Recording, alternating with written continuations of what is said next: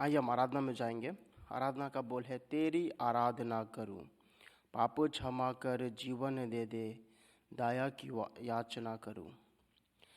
तेरी आराधना करूं, तेरी आराधना करूं, पाप क्षमा कर जीवन दे दे, दया की याचना करूं। तेरी आराधना करूं।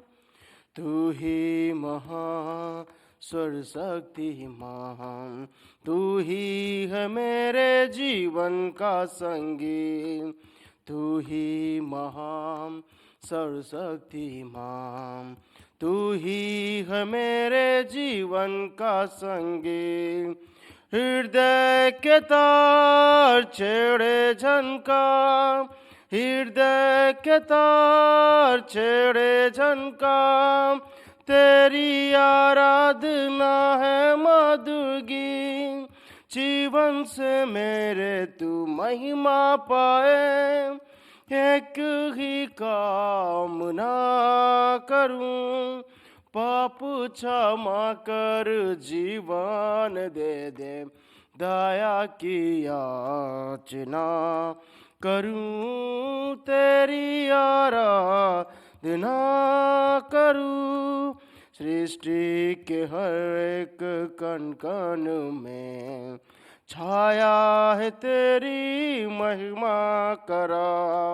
सृष्टि के हर एक कण कण में छाया है तेरी महिमा का राज। पक्षी भी करते हैं तेरी प्रशंसा, पक्षी भी करते हैं तेरी प्रशंसा, हर पल सुनाते हैं आनंद का राग। मेरी भी भक्ति तुझे ग्रहण हो, हृदय से प्रार्थना करूं, पाप क्षमा कर जीवन दे दे, दया की याचना करूं। तेरी आराधना करूं। पतित जीवन में ज्योति जला दे, तुझी से लगी है आशा मेरी। पतित जीवन में ज्योति जला दे, तुझी से लगी है आशा मेरी। पाप में दम को दूर हटा दे, पाप में दम तू दूर हटा दे। उन्होंने अभिलाषा मेरी, जीवन के कठिन दुख क्षणों को दृढ़ता से सामना करूं, पाप क्षमा कर जीवन दे दे, दया की याचना करूं। तेरी आराधना करूं। आमीन। आइए हम प्रभु के वचनों की ओर जाएंगे। आज जो प्रभु का वचन है वो हम निकालेंगे यिर्मयाह 29 उसका 11 वचन। यिर्मयाह 29 उसका 11 और हम 15 पद तक देखेंगे। आइए हम आपके बीच में पढ़ देंगे और एक एक वचन को पढ़ूंगा और आपके बीच में बताने की बातों को रखूंगा कि परमेश्वर इन वचनों से क्या बातें करना चाहता है और परमेश्वर इन वचनों से हमें क्या सिखाना चाहता है और प्रभु हमें क्या बताना चाहते हैं इस वचन से। और आज का जो वचन का शीर्षक है, परमेश्वर की कल्पनाएं आपके विषय में, आपके जीवन के बारे में। आइए हम देखेंगे परमेश्वर हमारे बारे में क्या सोचते हैं। वचन कहता है, क्योंकि यहोवा की ये वाणी है कि जो कल्पनाएं मैं तुम्हारे विषय में करता हूं उन्हें मैं जानता हूं, वो हानि की नहीं वरन कुशल ही की है, और अंत में तुम्हारी आशा पूरी करूंगा। आमीन। और आगे हम वचनों को देखेंगे। सबसे पहले जो 11 वचन है वो परमेश्वर का वचन हमें बता रहा है कि मैं जो कल्पनाएं तुम्हारे विषय में करता हूं उन्हें मैं जानता हूं। परमेश्वर का एक वाणी है जो अपने मुख से वो कहता है, वो अपने वादे के मुताबिक हमेशा खरा उतरता है। जैसे कि अब्राहम को परमेश्वर ने वाचा बांधा था कि मैं तुझे एक पुत्र दूंगा और वो बालू के किनके के समान आगे बढ़ेगा, तेरे वंश को मैं आगे बढ़ाऊंगा। परमेश्वर का जो वाचा है, वाणी है, वो कभी भी खत्म नहीं होता, वो कभी इंड नहीं होता। क्यों? क्योंकि परमेश्वर अपने वाचा को, अपने वाणी को वो अंतिम तक पूरा एकदम करता है। क्योंकि जब वो मनुष्य के साथ या किसी लोगों के साथ जब अपने वाचा को बांधता है वो पूर्ण करता है। जैसे कि मैंने पिछले बार आपको बताया था नूह के बारे में, परमेश्वर ने नूह को जब काम दिया कि तू एक जहाज बना गुपेर की लकड़ी से, ताकि मैं इस दुनिया का जब अंत करूं तो क्या तू और तेरा परिवार और जीव जंतु सब उसमें वास कर सके, और जितने भी इस दुनिया में हैं मैं सबका स्वर्णवास कर सकूं। मेरे जो इस बाइबल का जो वचन है, क्योंकि यहोवा की ये वाणी है, वाणी जो बातें हैं, जो उसकी कल्पनाएं है, जो उसकी प्रोमिसेस है, वो कभी टूटती नहीं है। अब्राहम को परमेश्वर ने जिस प्रकार से कहा था कि मैं तुझे एक संतान दूंगा जो भालू के किनके के समान आगे बढ़ेगा। अब्राहम परमेश्वर पे भरोसा किया कि प्रभु तू, तेरा वादा सच्चा है। वो प्रभु से सवाल भी नहीं किया। परमेश्वर से सवाल ये नहीं किया कि परमेश्वर आपने मुझे कहा था कि मैं तुम्हें एक संतान दूंगा और आपने मुझे दिया नहीं करके, अभी तक मैं इंतजार कर रहा हूं, आप कब देंगे? वो परमेश्वर के वादों पे संदेह नहीं किया, क्योंकि कहता है वचन कि जो कल्पना मैं तुम्हारे विषय में करता हूं उन्हें मैं जानता हूं। सचमुच जो परमेश्वर हमारे विषय में कल्पनाएं करता है, जो सोचता है, विचारता है, वो परमेश्वर जानता है कि हमारे साथ क्या करना है, कैसे रहना है करके। मैं पिछली बार मैं आपको बताया था अपने जीवन के बारे में। जब मैं इंडिया में था, 2018 की बात है, उस समय मैं साउथ कोरिया आने के लिए मैं प्रयास कर रहा था। उस समय परमेश्वर से प्रार्थना कर रहा था कि प्रभु आप मेरी सहायता करें, प्रभु आप मेरी मदद करें कि मैं किस जगह पर हूँ और मैं जाना चाहता हूँ करके। और तमाम समस्या हमारे जीवन में आ रही थी, मेरे पिताजी को लेकर, और प्लस में हमारे व्यक्तित्व जीवन को लेकर बहुत सारी समस्या हमारे जीवन में आ रही थी। और मैं परमेश्वर से प्रार्थना कर रहा था कि प्रभु क्या मैं वहाँ जाऊँगा जिस प्रकार से तेरा वचन कहता है कि मैं तुझे एक ऐसा शहर दूंगा जहां दूध और मधु की धाराएं बहती हैं।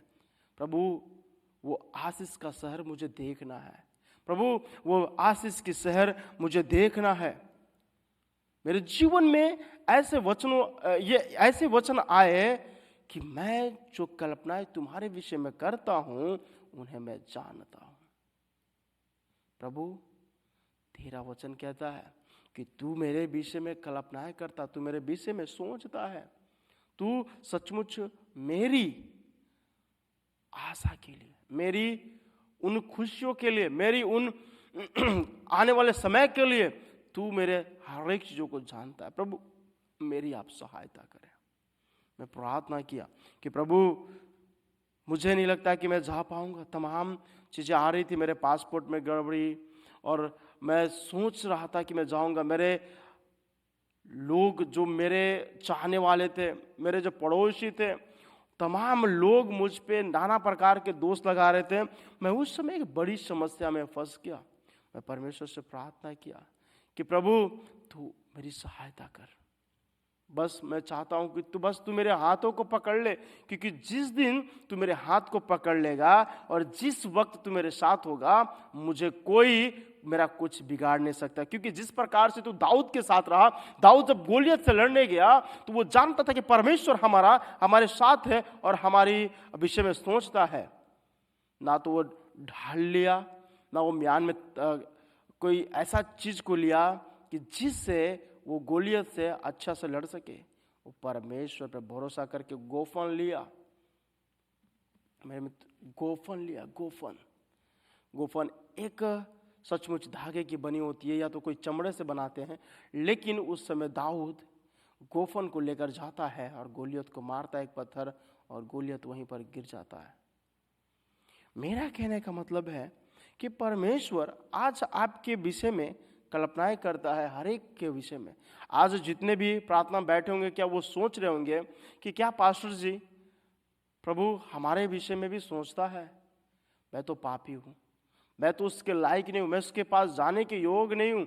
क्या मेरे विषय में परमेश्वर सोचता है? क्या मेरे विषय में विचार करता है? मैं आपको बता देना चाहता हूँ, परमेश्वर हर एक के विषय में विचार करता है, हर एक के विषय में सोचता है, हर एक के जीवन के बारे में सोचता है कि आपको क्या जरूरत है। आप सोचते होंगे कि परमेश्वर, इतने सारे लोग हैं पूरे वर्ल्ड में, प्रभु हमारे विषय में कैसे सोच सकता है? परमेश्वर के पास क्या इतना समय होगा कि वो मेरे बारे में सोचता हो? हाँ, परमेश्वर के पास इतना समय है कि वो आपके बारे में सोचता है। परमेश्वर, इतने लोग थे उस समय, परमेश्वर ने अब्राहम को चुना, परमेश्वर ने पतरस को चुना, परमेश्वर ने मूसा को चुना, क्योंकि वो कल्पनाएं करने वाला परमेश्वर, वो सोचने वाला परमेश्वर, विचार करने वाला परमेश्वर। और हर वक्त परमेश्वर अपने लोगों की सहायता किया, हर वक्त परमेश्वर अपने लोगों के साथ रहा, हर वक्त परमेश्वर अपने लोगों के साथ साथ चलता रहा, हर वक्त परमेश्वर अपने लोगों के साथ प्रेम से रहा। सचमुच परमेश्वर जो हमारे बारे में सोचता, वो कुशल की है। कुशल क्या है? कुशल हमारे जीवन में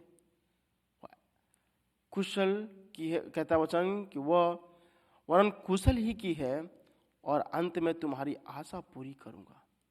कुशल क्या है? कुशल वह है जो हम परमेश्वर पर भरोसा करके अपने जीवन को जब दे देते हैं, जब हम परमेश्वर के साथ रहते हैं, हमारे जीवन की आशाएं जब प्रभु से जुड़ जाती है, हम अपने दैनिक जीवन को अच्छे से गुजारने लगते हैं, हमारी सारी समस्याएं दूर होती है।